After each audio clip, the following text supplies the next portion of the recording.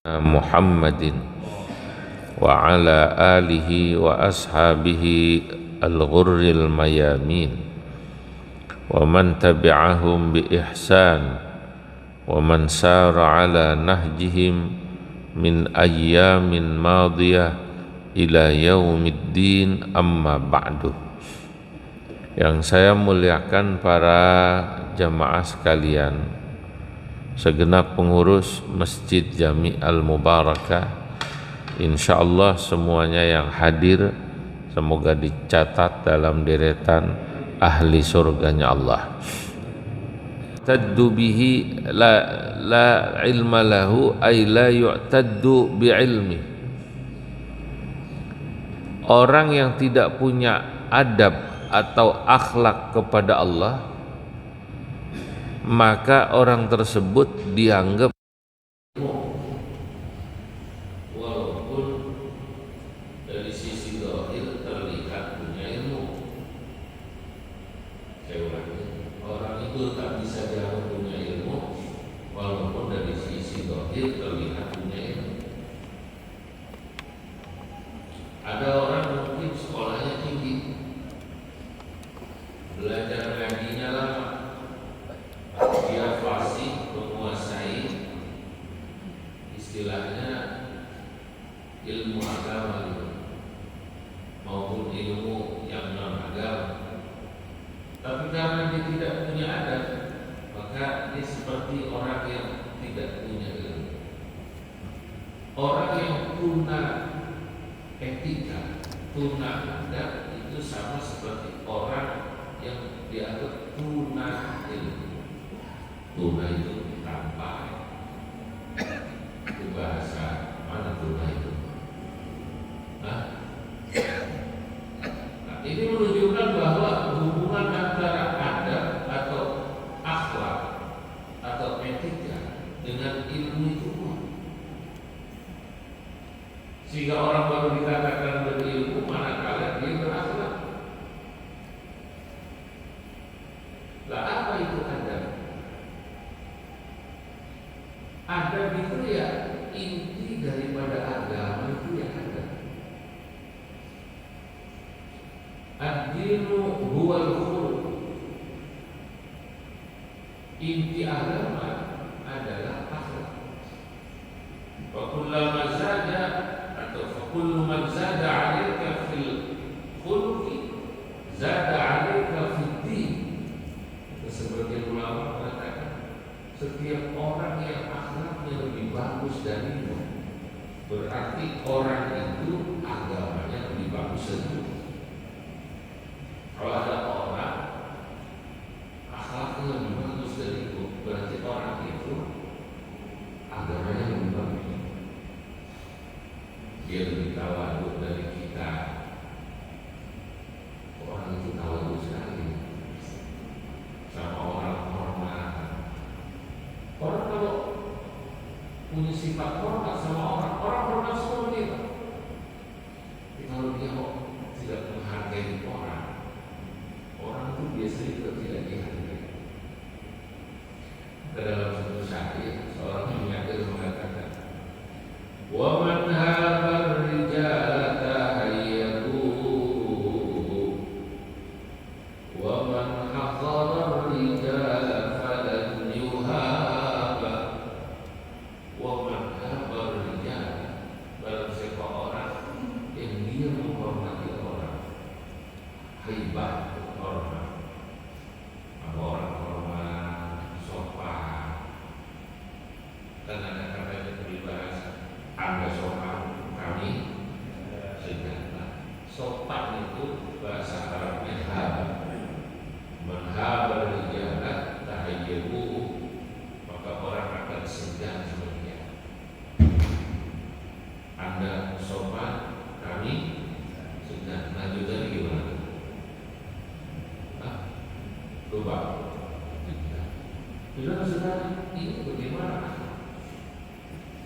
Maka dahulu orang kalau mau mencari ilmu, mengambil ilmu dari seseorang, itu salah satu yang menjadikan patokan itu adalah akhlak orang tersebut.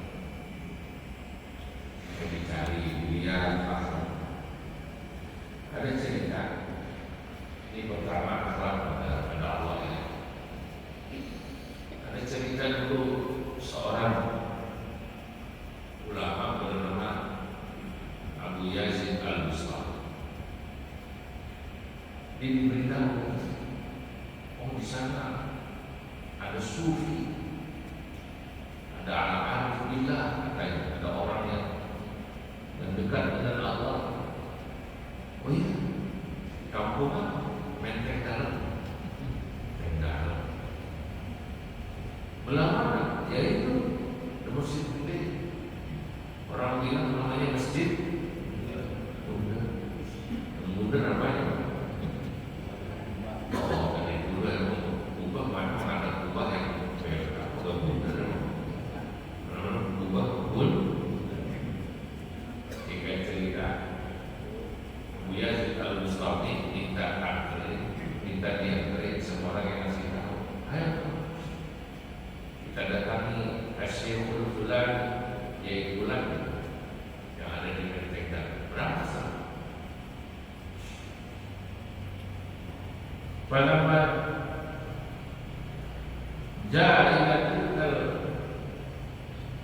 mahillah, begitu sampai ke tempat yang disebut itu, dia lihat orang yang katanya arif billah, soleh, wali lah, wali kalau bahasa kita apa namanya, wali, kata kita wali, arif billah. Dilihatnya orang tersebut sedang meludah ke arah kiblat di musola, di masjid.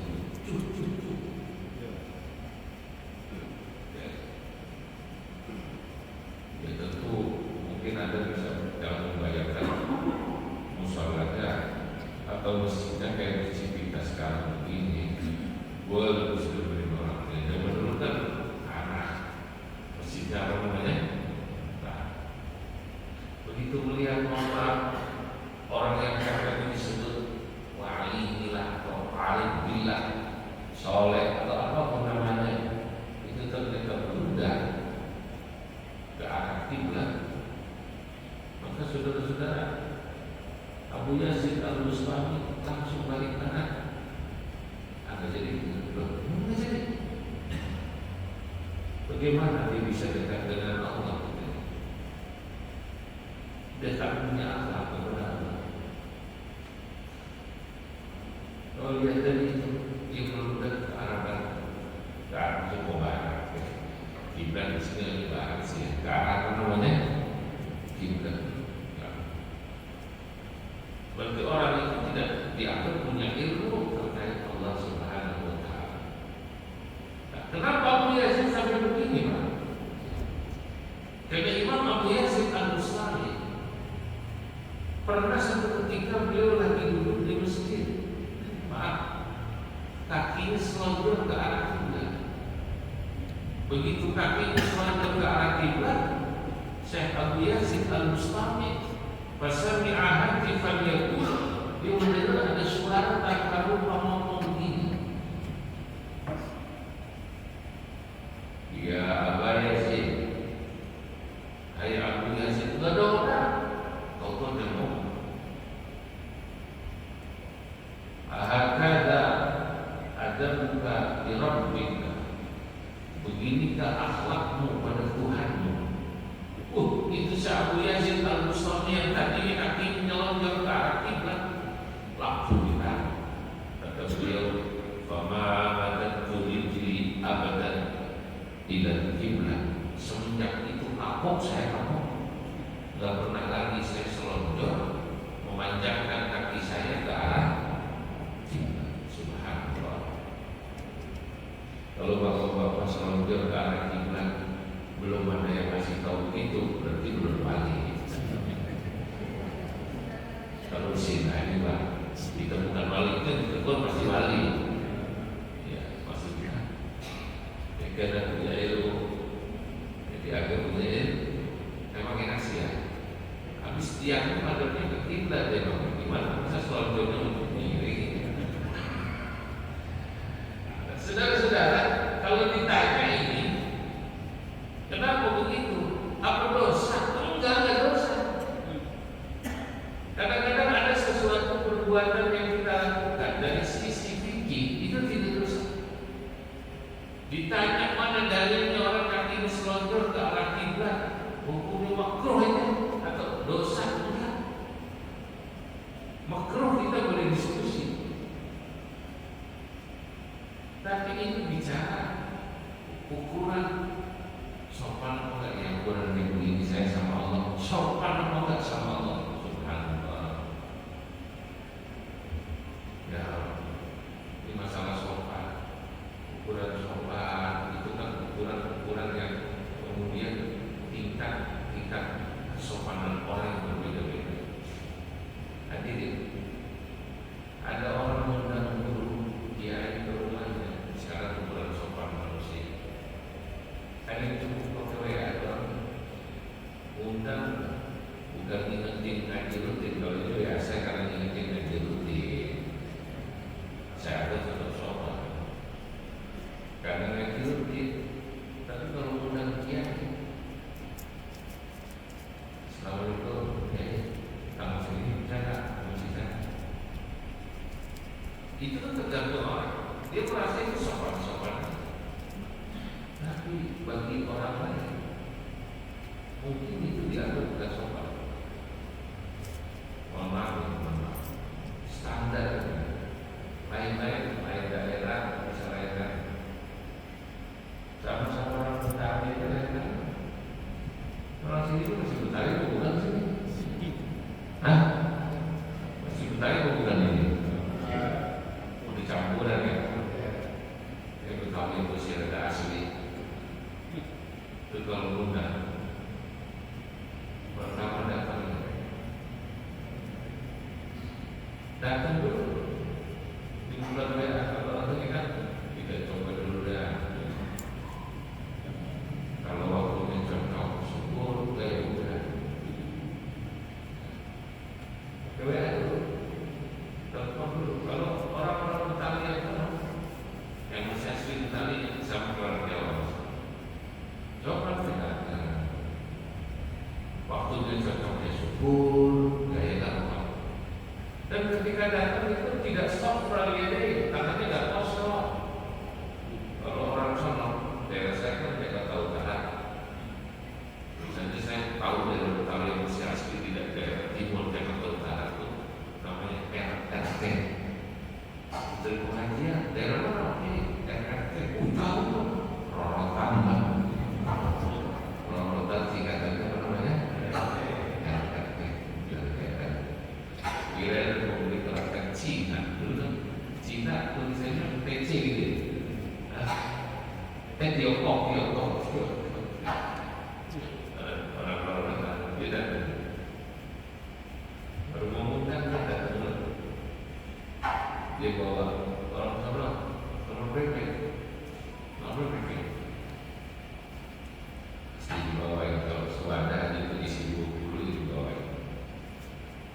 Kadang-kadang yang lain orang sana bawa kue-kue saudara. Datang. Assalamualaikum dulu. Silaturahim. Ambil yang mau minta waktu barangkali dulu. Tanggal tersebut kosong. Kalau enggak ya nanti dulu bisa naik apa? Orang-orang. Jadi ini acara pada hari H ini standarnya lagi. Itu kan masalah standar sopan dan sopan itu lain-lain. Acara nanti malam misalnya, dia pagi atau sore datang lagi. Saya bilang, ngapain datang ke saya? Nanti malam kita sono. Oh iya, nanti malam urusan lain dulu. Sekarang ini saya bawa antaran. Isinya masakan yang nanti disuguhi nanti malam. Kalau nanti malam misalnya, kalau daerah tertentu terkenal bebek dimasak apa namanya? Hah? Masalah banyak bebek. Dan saya bukan namanya dimasak agak kuning-kuning pada sini. Nah, itu berarti bukan asli, punya masakan khas. Dibawain misalnya apa? Saya bilang, kenapa enggak nanti aja? Enggak sopan dulu.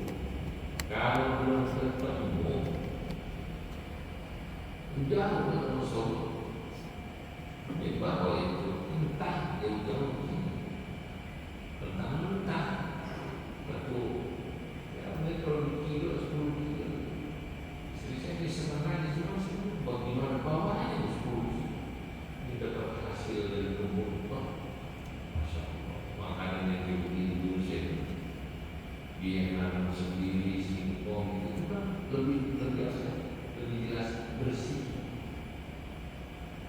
Kalau yang ngasih nih orang kota, kadang-kadang rotinya enak, panselnya mahal. Tapi kalau dia tim sukses pilkada, kita ragu gitu. Tim sukses pilkada, pilihnya mahal. Hadirin yang dimulai Allah, inilah muskilahnya ya, muskilah.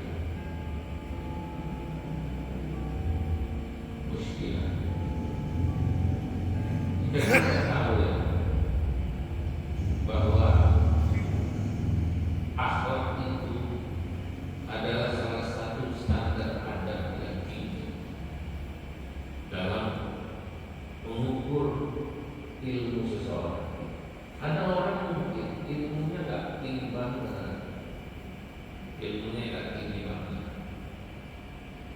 tapi begitu adabnya bagus, disitulah kita akan mendapatkan ilmu yang bagus. Makanya ada seorang ulama mengatakan, nahnu ila qalilin minal adab ahwal minna ila kathirin minal ilmi. Kami itu kepada adab yang mungkin tidak banyak tapi dimiliki seseorang, itu kami lebih butuh daripada ada orang yang ilmunya kelihatannya luar biasa tapi orang tersebut tidak memiliki adab, tidak memiliki akhlak. Ini standar luar biasa adab.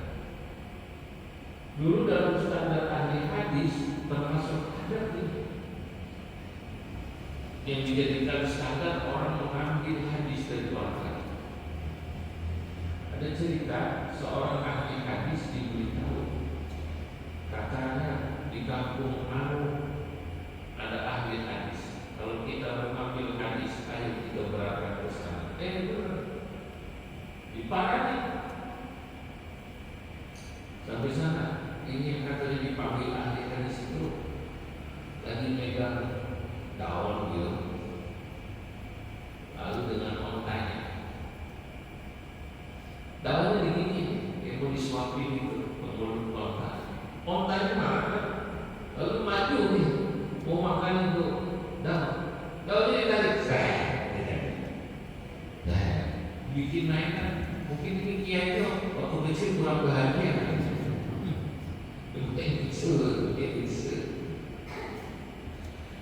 begitu orang yang mengambil hadis kepada orang ini sampai di sana dilihatin ontak digituin, dia nggak jadi ngambil hadis. Kenapa nggak jadi hadis? Tapi ngambil hadis enggak, ontak jadi bohongin. Ontak ada dia bohong. Ya Allah ya Rasulullah, itu kenapa orang bohong itu nggak boleh walaupun bercanda. Bukan bercanda ya, walaupun namanya sama gimana. Ada sesuatu yang itu bukan bohong tapi bercanda, tapi itu kenyataan.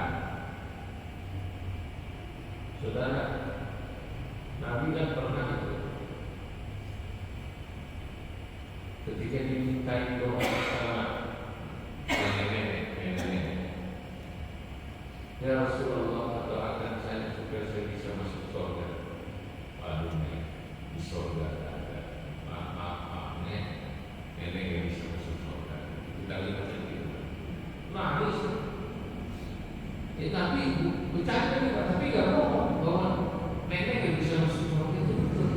Maksudnya nenek yang bisa masuk surga.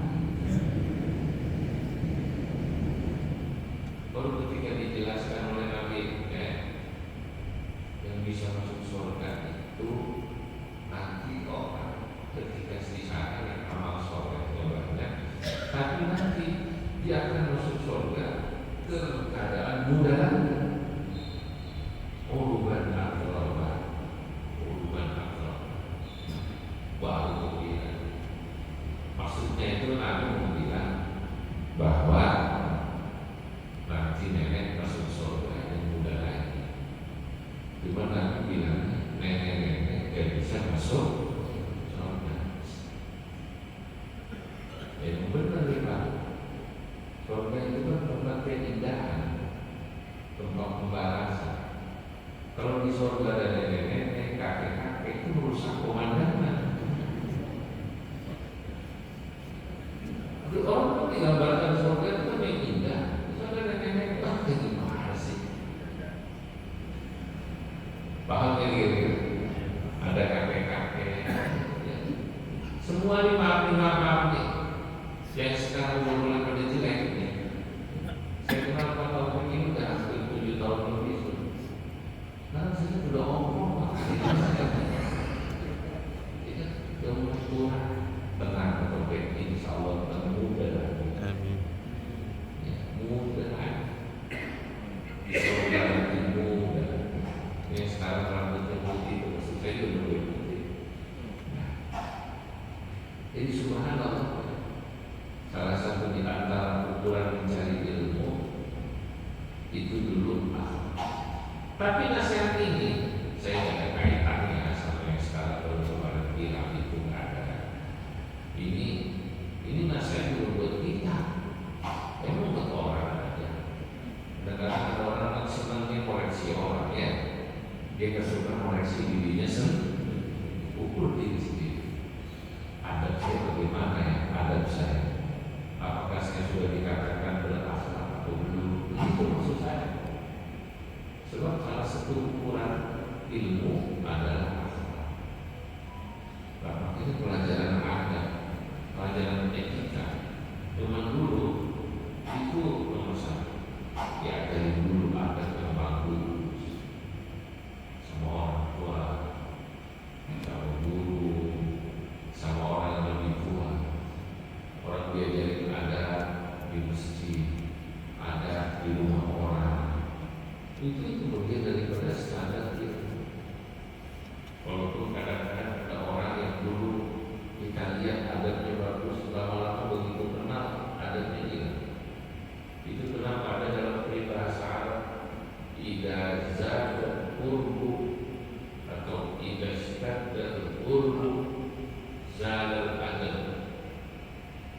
Orang kalau dalam konteks sesama manusia beda dengan kepada Allah. Orang yang semakin dekat dengan Allah, adabnya lebih semakin bagus.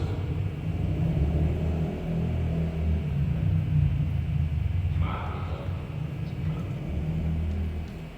Saya punya kitab namanya Mawazinul Qasidi min Syuyukh wa Muridi, ditulis oleh Imam Syafi'i. Kata Imam Syafi'i, kalau ada orang mengaku dia punya kelebihan, banyak kelebihan, banyak orang gara-gara dia jadi sembuh kalau dia obat. Banyak orang yang kakinya terbuka karena dia merasa jadi syekh, guru. Dia mau Tuhan. Itu tobatnya gara-gara apa?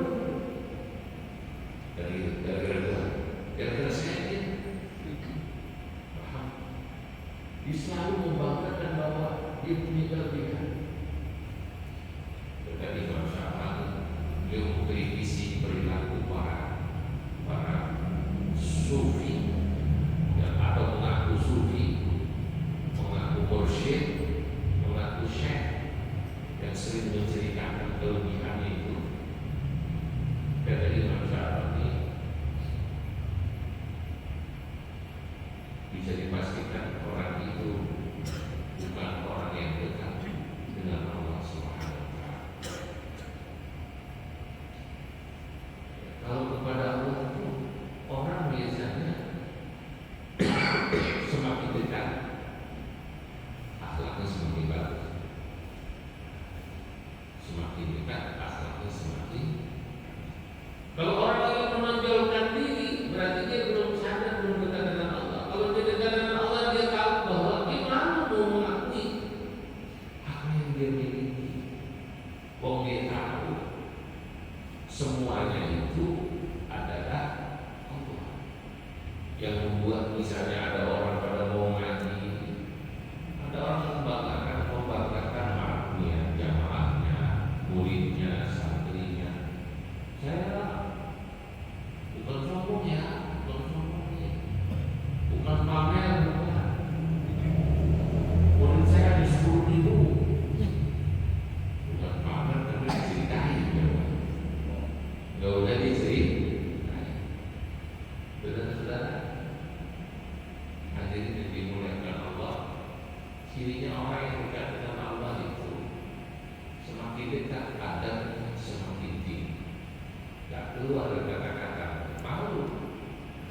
Tapi kebalikannya dalam peribahasa, orang kalau semakin dekat dengan sesama manusia, merasa dekat, sopan santunnya biasanya kurang.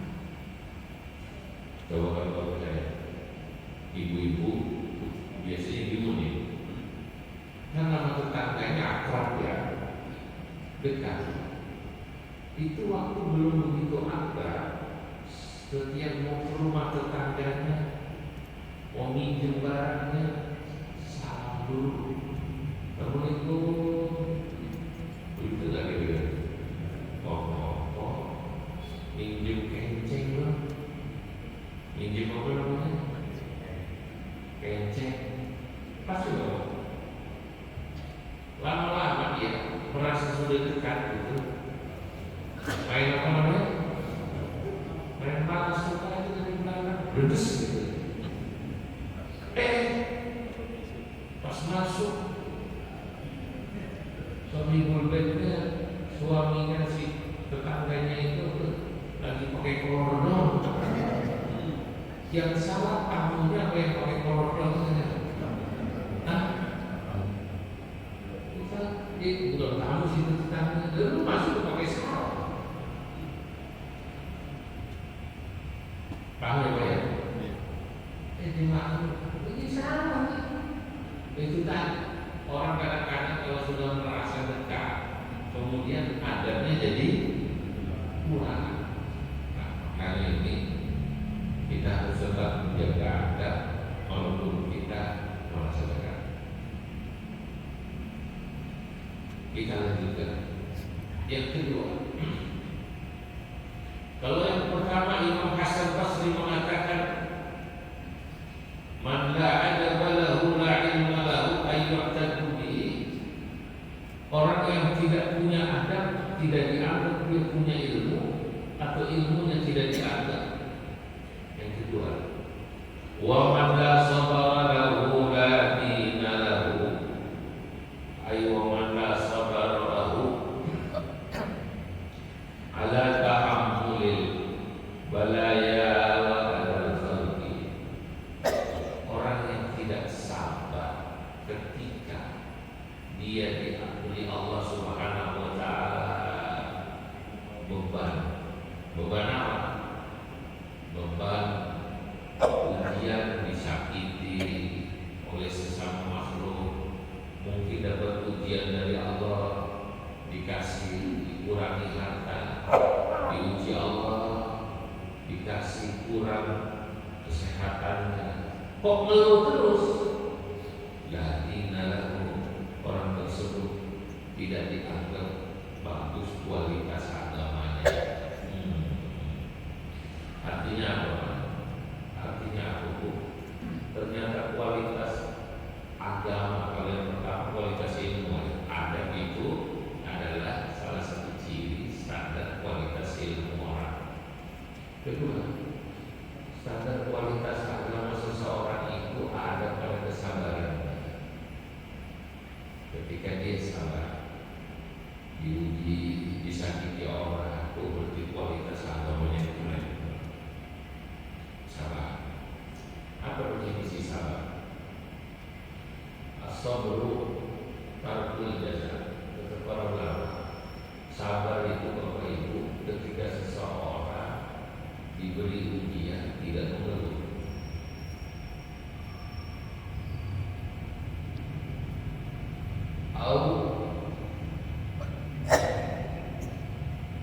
Atau dia mengeluh, tapi bukan mengeluh dalam tempat kecelakaan.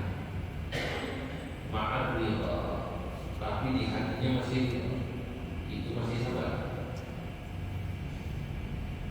Jangan ada orang mulutnya kaya-kaya, syukur tapi hatinya enggak.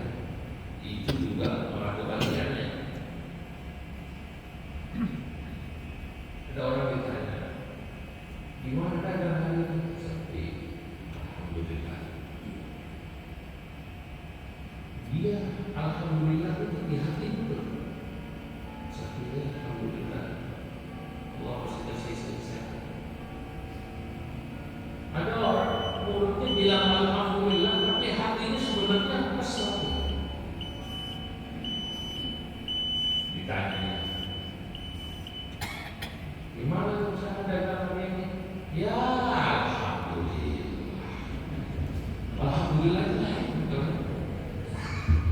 iya, alhamdulillah. Masih ada rezeki. Mau bilang apa? Memang begini. Benar. Beda. Di situ kualitas agama seseorang dilihat. Makanya orang itu biasanya agamanya bagus ketika dia nggak banyak tapi yang banyak syukur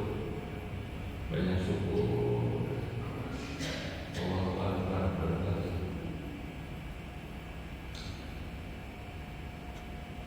wa man asawara lahu la dina.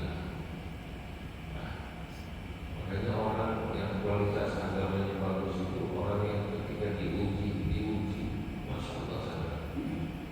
Dalam hadis Nabi Muhammad SAW bersabda, asyadun nasi bala'an al-anbiya Ummal amsal fal-amsal.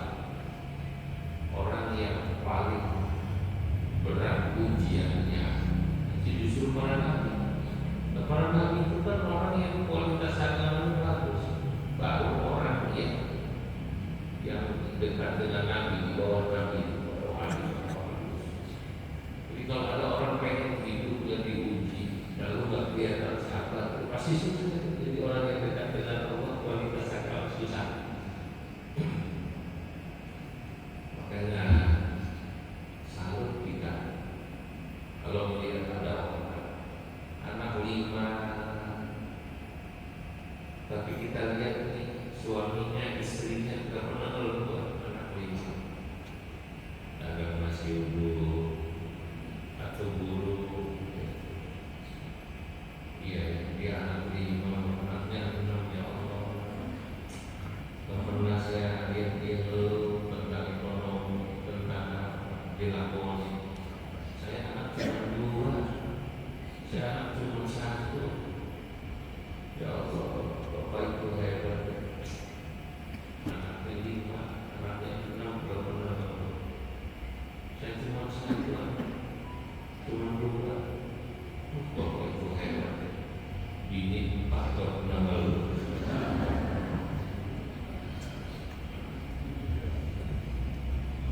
Saya bini cuma 1 dalam tahun. Sabar, sabar. Ya Rabbi. Baru yang terakhir, wa man la wara'a lahu la zulfa lahu. Orang yang tidak punya sifat wara', hati-hati sama haram berani, sama syubhat doyan, la zulfa.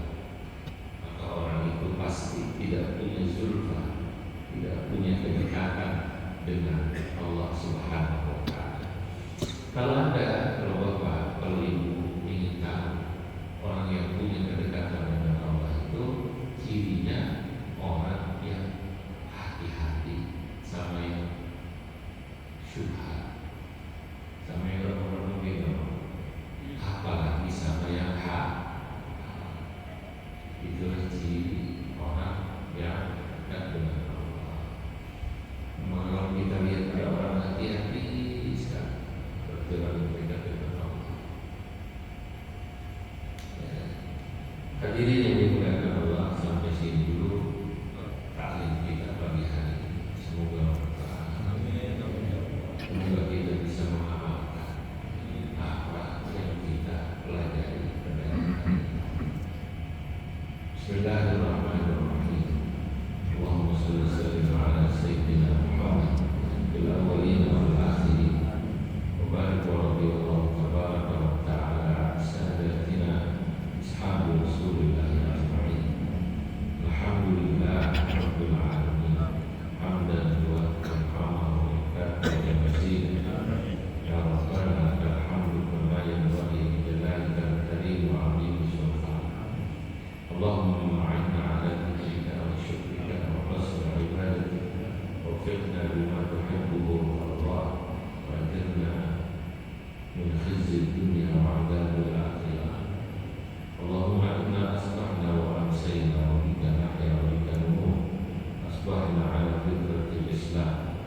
yang